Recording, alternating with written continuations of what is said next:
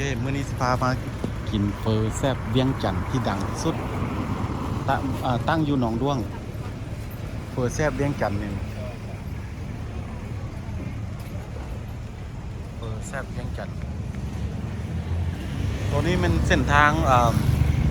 เต้สองเฟอแซ่บเวียงจันทน์อยู่หนองด้วง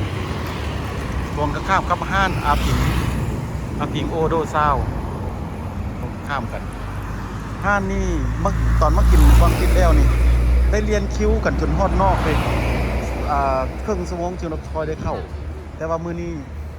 เฮามาเว้นได้หน่อยหนึ่งมันบ่เต็มปานใดแต่ว่าเฟอตัวนี้ก็เจ้าเฟอดึกดำบรรพ์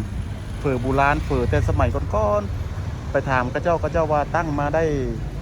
แต่รุ่นโปรตู้ก็เจ้ารุ่นแต่พวกเฮายังน้อยๆพุ่นล่ะ50-60 ปีพุ่นล่ะเฟอแซ่บเวียงจันทน์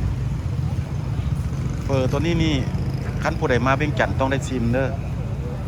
เฮาเคยไปกินเฟอต้นม่วงอยู่อันแถวเส้นท่าเรือเว้ยเส้นนั้นน่ะโบโอไปแต่มื้อนี้เฮาสิมาลองเฟอแซ่บ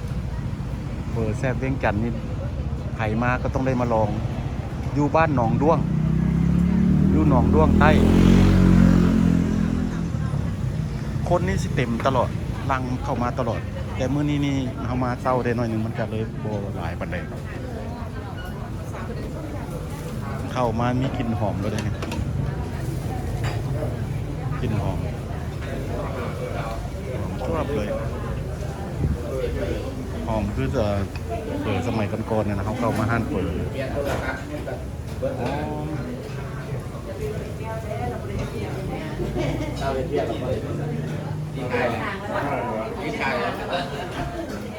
อันนี้กำลังสั่งทำไมมาเพื่อแซ่บเวียงจันทน์